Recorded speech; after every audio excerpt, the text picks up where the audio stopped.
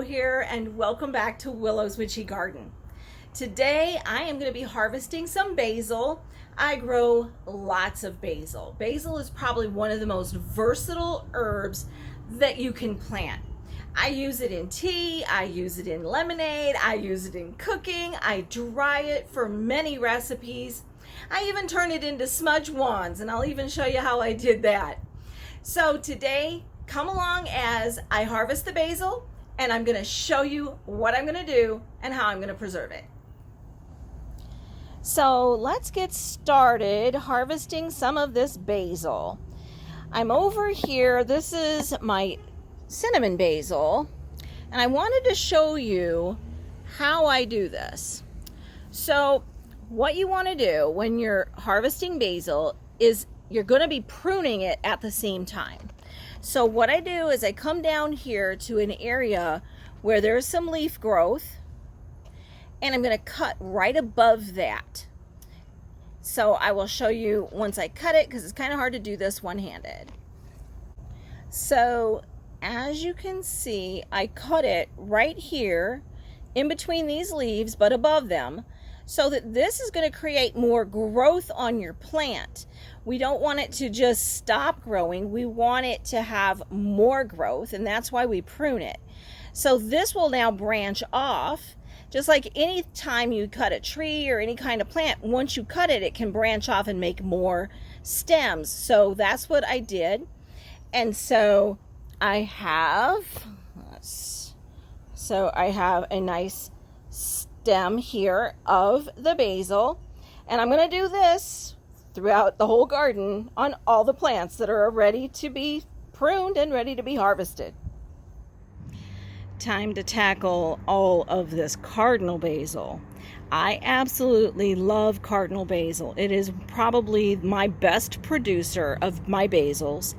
It gives huge plants, very resistant from what I see to insect damage or any other kinds of diseases. I just love it. So I always have this in my garden, and I always recommend others who want to grow basil to try cardinal basil.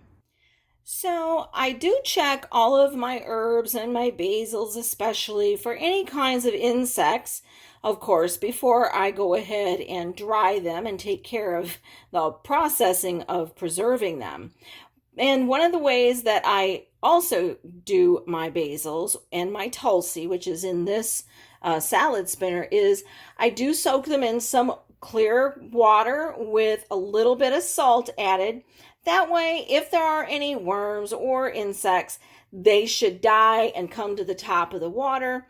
So I make sure I'm not going to eat any of them. I do make sure that I completely drain all the water and spin it a few times, making sure I've got as much of the water off of it as possible before I go to the next step, which is laying it out on some paper towels to complete getting more of the water off before I hang it to dry. The next step is that I do lay it all out on some paper towels, and then I'm going to pat the top of it with more paper towels just to get more of the water out. So I separated what I had here into two separate bunches, and I matched the ends as close as I could. And we are going to use some cotton string to tie these up in bundles.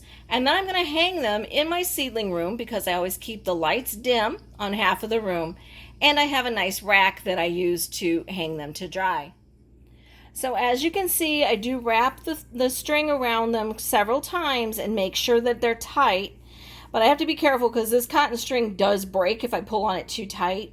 So I do leave a nice bit length on there so that I can tie it and hang it up as well. The way I always do my harvests is when I see that some are already dried and ready to be bagged up in the seedling room, and then I go out and get more to hang up and dry next. So this Tulsi I'm putting in the bag today on July 1st. So I just got the purple basil all bundled up here after I washed it in the salt water and then rinsed it and dried it with a paper towel after spin drying it. So it's ready to be hung up too. So I have this old greetings card rack that I had from a business that I once owned. And so I use it now to hang my herbs. And so as you can see, I have some, and pardon the mess because I have a lot of stuff stored in this room, but I hang my herbs on there to dry, and it works really well for all of those types of herbs that have long enough stems. The other thing that I do with my basil is I make smudge wands. So I always have some extra basil that goes into smudge wands, especially once it's flowered, because as you can see, there's some flowers in these. And they make such a wonderful smudge stick, and they smell great. So I got a lot of basil and Tulsi done today, all harvested and hanging to dry.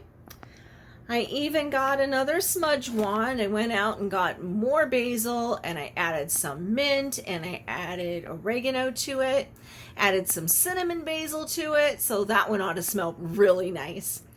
So there you have it, my full harvest of my basil today. Well, I hope you enjoyed the video today and that you learned something more about basil and how you can preserve it and use it. Now, if you like this video, don't forget, give it a thumbs up. And if you also would like to, you can leave a comment down below and let me know, are you growing basil? What's going on in your garden?